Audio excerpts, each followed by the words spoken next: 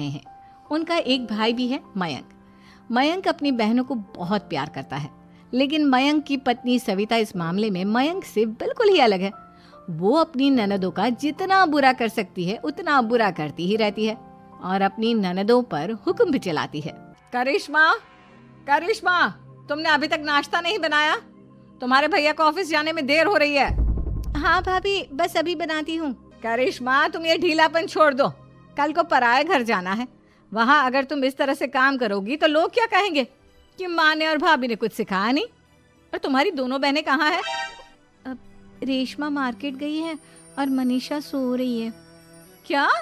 सुबह के 8 बज रहे हैं और ये महारानी अभी भी सो रही है? ये कहते हुए सविता अपनी सास दुर्गा देवी के पास जाती है। माँ जी, देख रही हो अपनी बेटियों के तौर तरीके? क्या हुआ बहू, सुबह सुबह क्या कर दिया मेरी बेटियों ने? अरे एक तो अभी अभी उठकर किचन में गई है, दूसरी सुबह सुबह बाहर चली गई और तीसरी अभी तक सो रही है। क्या करूं मैं इन तीनों का, मैं तो परेशान हो गई हूँ।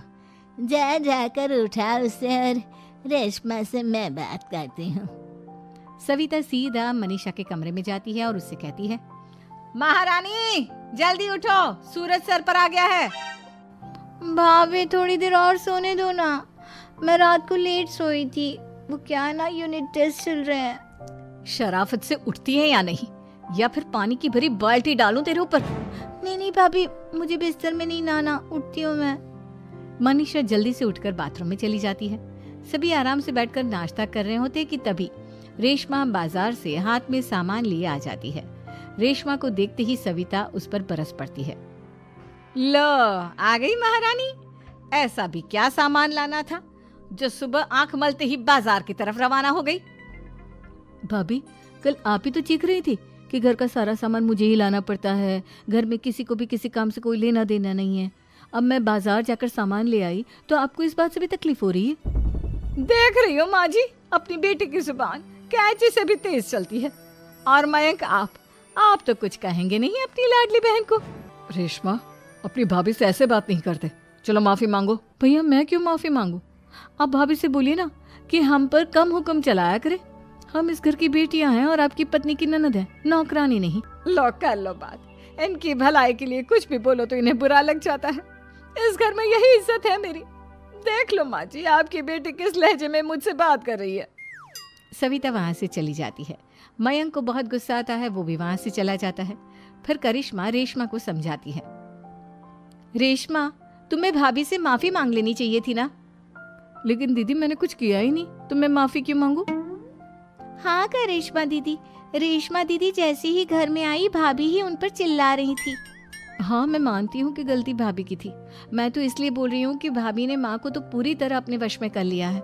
वो हमारी बात सुनती ही नहीं। मयंक भैया हमारे लिए हमेशा खड़े रहते हैं, इसलिए उनकी बात का मान तो तुम्हें रखना चाहिए था ना। कोई फायदा नहीं दीदी, कुछ दिनों की बात और है, भाभी उन्हें भी हमारे खिलाफ भड़का देंगी। फिर वो भी माँ की तरह हमारी किसी बात का विश्वास नहीं करेंगे। इसी तरह सविता अपनी तीनों ननदों को किसी न किसी बात पर परेशान करती रहती थी। एक दिन मयंक अपनी तीनों बहनों के लिए गिफ्ट लाया। क्या रेशमा, ये तुम्हारे लिए हार का सेट। रेशमा, तुम्हारे लिए सुंदर सी ड्रेस। और मनीषा, तुम्हें किताबें पसंद है ना, तुम्हारे लिए किताबें लाया हूँ। थैंक यू भैया। थैंक यू भैया। थैंक यू भैया। करिश्मा, तुम्हारा नेकलेस कितना सुंदर है। ये भैया कहाँ से ले आए होंगे? मैंने भैया को 3 दिन पहले फोन पर ये डिजाइन दिखाया था और आज भैया ये ले आए। सविता तो अपनी ननदों के गिफ्ट्स देखकर जल गई और करिश्मा का नेकलेस तो उसे भी बहुत पसंद आया था। अपनी बहनों के लिए कितना अच्छा नेकलेस लेकर आए हैं, मुझे कभी कोई गिफ्ट नहीं दिया। मैं आज ही ये हार चुरा लूंगी। रात में सविता करिश्मा का हार चुरा लेती है और इसी तरह उसे अपनी ननदों की जो भी चीज अच्छी लगती वो उसे मांगती नहीं, बल्कि रात के अंधेरे में चुरा लेती। इसी तरह दिन बीतते गए और सविता ने मयंक के दिल में भी उसकी बहनों के लिए नफरत पैदा कर दी। एक दिन मयंक ने करिश्मा और रेशमा के लिए रिश्ता देखा और ये बात उसने घर में सबको बताई। माँ, करिश्मा और रेशमा के लिए बहुत अच्छा रिश्ता आया है। वो लोग कल इन्हें देखने आ रहे हैं। आप और सविता मिलकर सारी तैयारी कर लेना। ये सुनकर करिश्मा और रेशमा खुश हो जाती हैं, लेकिन सविता सोचती है, अगर इन दोनों बहनों की शादी हो गई तो घर और बाहर का काम कौन करेगा? मनीषा तो एक नंबर की कामचोर है, उससे तो किसी बात की उम्मीद लगाना ही बेकार है। मुझे इस शादी को रोकना होगा। अगले दिन सभी लड़के वालों के स्वागत की तैयारी करने में लगे होते हैं। तभी मयंक अपनी बहनों से आकर कहता है, तैयार हो गई तुम दोनों? देखो दोनों लड़के बहुत अच्छे हैं, मैं कोई कसर नहीं छोड़ना चाहता, इसलिए तुम उनके सामने अच्छे से बिहेव करना और अपनी भाभी से लड़ने मत लग जाना। करिश्मा, तुम वो नेकलेस पहन लो ना जो मैं तुम्हारे लिए लाया था। भैया मैं बहुत देर से वो नेकलेस ढूंढ रही हूँ, लेकिन मुझे मिल ही नहीं रहा। क्या तुमने नेकलेस खो दिया? तुम्हें पता भी है वो कितना महंगा था? तुम कोई काम ढंग से नहीं कर सकती। मयंक गुस्से में वहां से चला जाता है। थोड़ी देर बाद लड़के वाले भी आ जाते हैं। वो दोनों बहनों को पसंद कर लेते हैं और रिश्ता पक्का हो जाता है। लेकिन सविता के दिमाग में तो कुछ और ही खिचड़ी पक रही थी। वो पंडित जी के पास करिश्मा की कुंडली लेकर जाती है और उन्हें पैसे देकर करिश्मा की कुंडली बदलवा देती है। जब लड़के वालों के पास करिश्मा की कुंडली जाती है तो वो दुर्गा को फोन करते हैं। बहन जी, हमने करिश्मा की कुंडली अपने पंडित जी को दिखाई थी।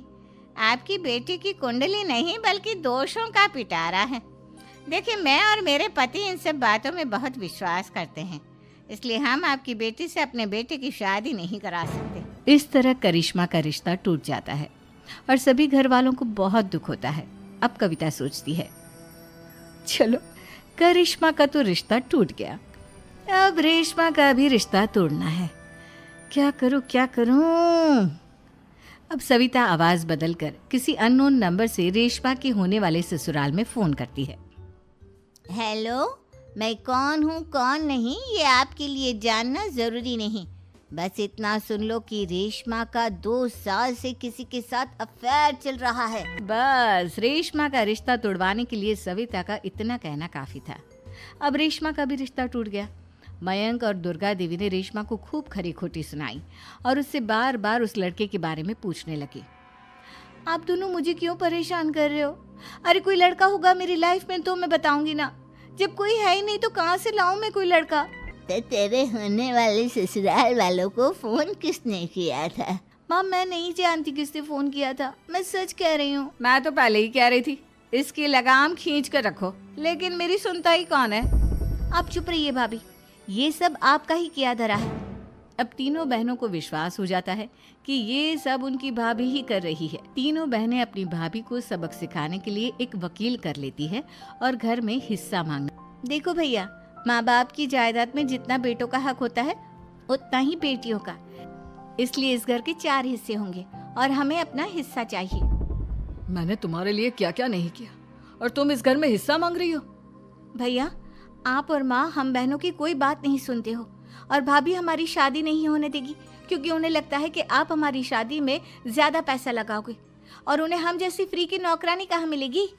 तो हम भाभी के साथ तो रह नहीं सकते, हम बहनों को अपना हिस्सा चाहिए। अरे तुम्हें शर्म आनी चाहिए अपने भाभी पर ऐसा इल्जाम लगाते हुए।